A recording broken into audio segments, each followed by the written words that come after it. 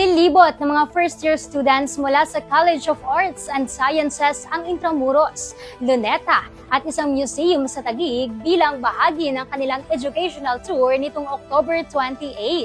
80 freshmen mula sa journalism, public administration, political science at social work programs ang sumama sa tour.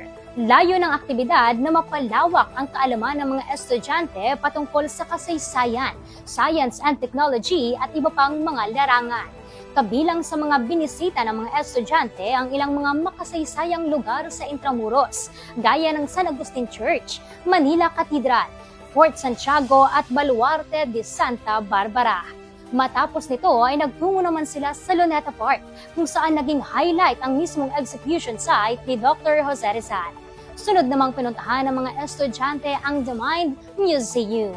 Namangha ang mga estudyante sa iba't ibang uri ng interactive science and technology exhibits and galleries.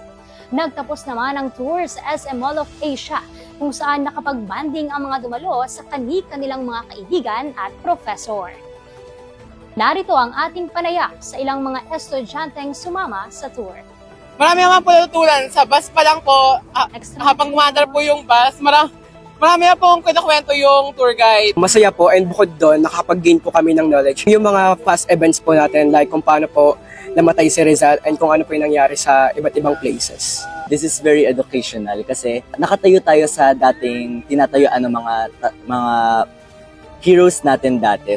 This is not just a place but also a very significant place na kumbaga pag pinuntahan natin may matututunan tayo one way or the other. Nakatulong po siya kasi na-enlighten po kami about sa history ng Pilipinas. Para sa museum po, naging parang bata din po ako kanina kasi lumabas po yung pagka-curiosity ko.